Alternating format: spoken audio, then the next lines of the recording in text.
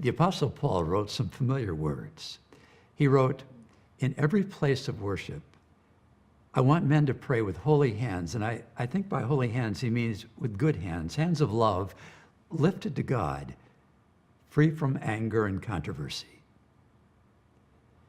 Now, could these ancient words be saying something that we haven't noticed before? And I ask that because neurologists studying the relationship between mind and body have found that extending our arms and hands can actually change the way we feel. Try it. See if you don't feel and sense something different than what we feel when we're in a tense fighting posture.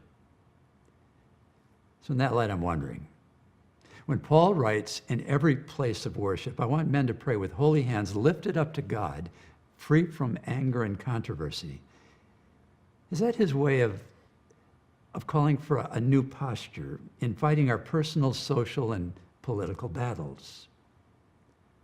As his first chapter comes to an end, he calls for what he calls the good fight. And as chapter 2 begins, he explains that this good fight involves giving thanks and praying for everyone, including government leaders.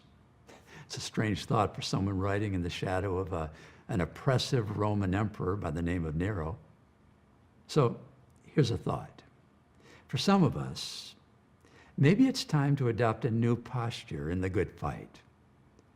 Or as the New Living Translation puts it, to fight well the Lord's battles.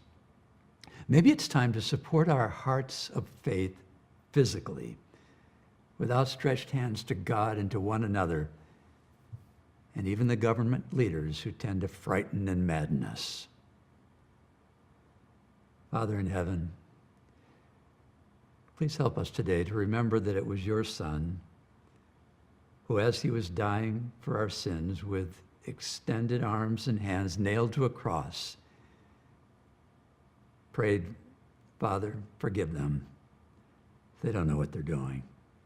And help us to be willing to lift up our hands to you and to one another without anger or conflict, to fight the good fight of your love.